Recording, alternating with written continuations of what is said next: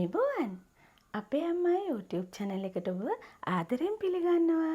ලෝකයේ වැඩිම දෙනෙක් නරඹන සිංහලෙන් උගන්වන ශ්‍රී ලාංකික YouTube cooking channel එක සමග ඔබත් එක්වන්නට නම් අපේ අම්මා channel එකේ subscribe button එක press කරලා ඊළඟ තියෙන පුංචි bell එකත් press කරන්න. ගෙදර පුංචි අයට ඉස්කෝලේ ගෙනියන්න දෙන්න Chinese spring rolls හදන්නයි යන්නේ. ඊට කලින් මේ වීඩියෝ එකෙන් spring rolls sheet එක හදන හැටි කියලා දෙනවා. ඔයාලා බැලුවා නම් මීට කලින් මම වීඩියෝ එකක සමෝසා ෂීට් හදන හැටි කියලා දුන්නා. ඒක ටිකක් ගොරෝසු එකක්. ඒ වුණාට මේක නම් හරිම සොෆ්ට් එකක්. මේ ෂීට්ස් හැදුවට පස්සේ ෆ්‍රීසර් එකේ දාලා ඕන වෙලාවක අරගෙන පාවිච්චි කරන්න පුළුවන්. එහෙනම් අපි බලමු මේක කොහොමද හදන්නේ කියලා. පාන් පිටි මෙෂරින් කප් එකයි මෙෂරින් කප් භාගයකට පොඩ්ඩක් අඩු වෙන්න රස්නේ වතුර. නටන වතුර නෙමෙයි. දැන් මේ කෝප භාගයක් නේ තියෙන්නේ. ඒකෙනුත් භාගයක්. ඒ කියන්නේ කාලා ඉස්සෙල්ලම දාලා හැන්දෙන් ටිකක් කලවම් කරගන්නවා. ඊට පස්සේ හැන්ද අයින් කරනවා. හැන්ද අයින් කරලා ඉතුරු වතුර එකෙන් තේ හැඳි දෙකක් දාලා අතින් අනා ගන්නවා. දැන් වතුර දාන්නේ නැතිව අත වතුර එකට දාලා පිටි ටික එකතු කරලා ඩෝ එක හදා ගන්නවා. මෙන්න මේ විදිහට. දැන් නම් ගාන ඇවිල්ලා තියෙන්නේ. දැන් මං මේ ඉතුරු වතුර ටික පැත්තකින් තියෙනවා. මේක හුඟක් තෙත නැති ඩෝ එකක් වෙන්න ඕනේ. තෙත වගේ තියෙනවා නම් අතේ තව පිටි පොඩ්ඩක් ගාගෙන ඩෝ එක ඇලෙන්නේ නැති ගානට අනා ගන්න. විනාඩියක් විතර මේ ඩෝ එක නීට් කරලා හොඳ බෝලයක් හදාගෙන මෙන්න මේ විදිහට තියලා විනාඩි 20ක් වහලා තිනවා. විනාඩි 20කට පස්සේ අපේ ඩෝ බෝලේ අරගෙන දිග කොටයක් වගේ හදා ගන්නවා. ඊට පස්සේ මේක කෑලි 10කට කපා ගන්නවා. ඉස්සෙල්ල මැදින් කැපුවාම දෙපැත්තෙන් පහ කපා ගත්තම ලේසියි. ඊට පස්සේ පිඟානට පිටි පොට්ටක් දාලා මෙන්න මේ විදිහට පිටි ටික දා ගන්නවා. ඊට පස්සේ එක එක කෑලි අරගෙන මෙන්න මේ වගේ පුංචි දෙහි ගෙඩියක් තරම් බෝල හදලා පිඟානේ මෙන්න මේ විදිහට ඈතින් තියනවා. ඊට පස්සේ බෝඩ් එකට පිටි ටිකක් ගාලා මේ එක එක බෝලේ අරගෙන මෙන්න මේ විදිහට පැතලි කරලා ඒ බෝඩ් එක උඩින් තියනවා. බෝල 10 මේ විදිහට තියාගත්තට පස්සේ එක එක පැතලි කරපු අරගෙන රෝලින් පින් එකෙන් මෙන්න මේ වගේ පැතලි කරගන්නවා. හරියට පපඩමක සයිස් එකට එනකොට ඒව අරන් මෙන්න මේ විදිහට ඈතින් තියාගන්නවා. දැන් අපි භාගයට පැතලි කරගත්තු ෂීට් ටික දිග අරගන්නයි යන්නේ. ඊට ඉස්සෙල්ලා අපි එකක් මෙන්න මේ වගේ තියාගන්නවා. තියාගෙන පොල් තෙල් ටිකක් ඒක උඩින් මෙන්න මේ විදිහට ගන්නවා. පොල් තෙල් ගෑවට පස්සේ පාන් පිටි ටිකක් ගන්නවා. ඊට පස්සේ තව ෂීට් එකක් අරගෙන ඒක එක පැත්තකට මේ වගේ පොල් තෙල් ගන්නවා. ඒ තෙල් ගහගත්තු පැත්ත යට තියෙන ෂීට් එකේ උඩට හිටින විදිහට මේ වගේ තියෙනවා. ඊට පස්සේ ඒකේ උඩටත් පොල් තෙල් ටිකක් ගන්නවා. ගාලා ආයෙත් පාන් පිටි ටිකක් ගන්නවා. ඉස්සෙල්ල වගේම ආයෙත් සැරයක් අනිත් ෂීට් එකට තෙල් ගාලා ගාපු පැත්ත යටට තියෙනවා. මේ විදිහට පහක් තිබ්බහම ඒ පහ අයින් කරනවා. අපි බෝලේ 10ක් ගත්තනේ. දැන් අනිත් පහෙත් ඒ විදිහටම මේ විදිහට තෙල් ගාලා තට්ටුවක් හදා ගන්නවා. දැන් මුලින් හදලා තිබ්බ ෂීට් පහේ තට්ටුවම අරගෙන මෙන්න මේ විදිහට ඇඟිලි තුඩු වලින් වටේට පැතලි කරගන්නවා. මතක ඇතිව දාර අල්ලන්න යන්න එපා.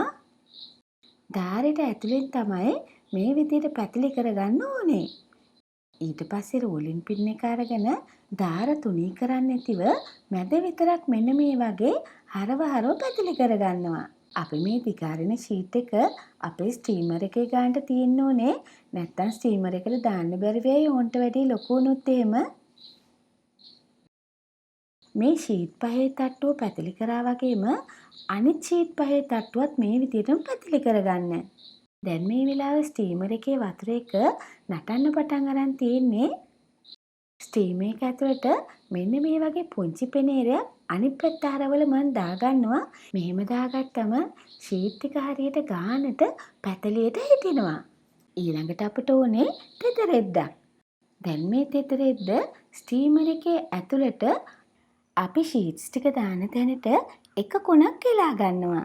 රෙද්දේ කොට පැත්ත ඇතුළට දාලා පැත්තක් වැඩිපුර දික් කරලා තියාගන්න ඕනේ. ඒ වගේමයි ස්ටීම් එක හුමාලෙනකන් ඉන්න ඕනේ. හුමාලේ ආවට පස්සේ පරිස්සමට පහේ ෂීට් එකක් උස්සලා මේ වගේ හෙමීට තියෙනවා. ඊට පස්සේ ඒක උඩින් අනිත් සෙට් එකක් තියෙනවා. මෙන්න මේ වගේ. ඊට පස්සේ අපි රෙද්දේ දිගට තියපු කොන ඇතුළට මේ විදිහට නවනවා. නවලා විනාඩි 5ක් ස්ටීම් කරගන්න ඕනේ. දැන් ගින්දර මේ ගානට අඩු කරන්න ඕනේ. විනාඩි 5කට පස්සේ එළියට ගන්නයි යන්නේ. අත දාන්න බෑ රස්නේ. ඒ නිසා ග්ලව්ස් දෙකක් දාලා තමයි ගන්න ඕනේ. තෙත රෙද්දක් දාන්නේ මෙන්න මේ වගේ ලේසියෙන්ම ගලව ගන්න පුළුවන් වෙන්නයි.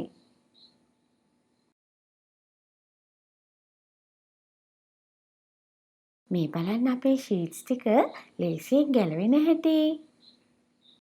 දැන් ඉතින් මේ වගේ පරිස්සමට එක එක දිග අරගන්න.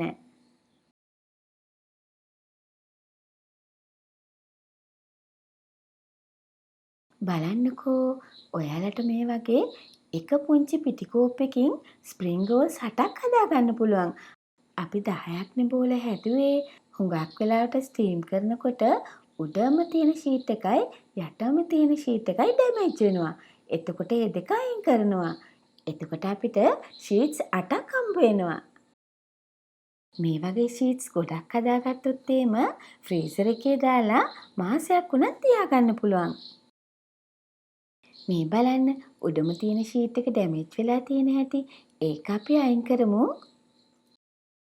චයිනීස් අය මේ ෂීට් එක හදන ක්‍රමයට වඩා චූටි වෙනස්කම් දෙක තුනක් මම මේකේ කළා.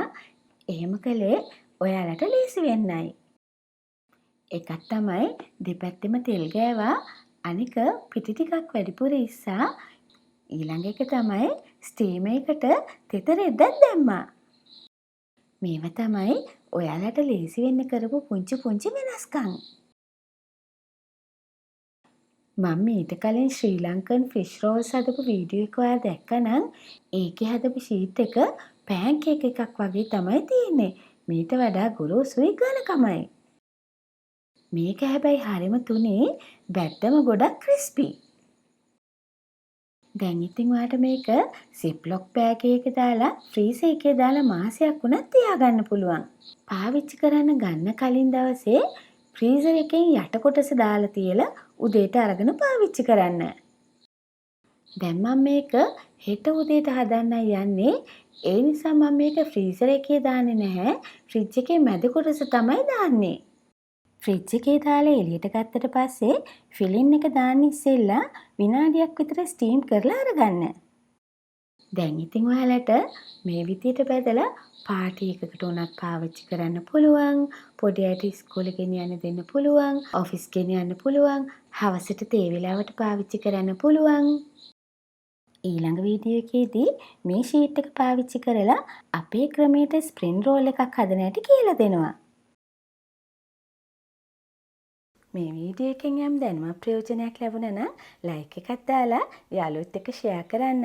බොහොම ස්තුතියි.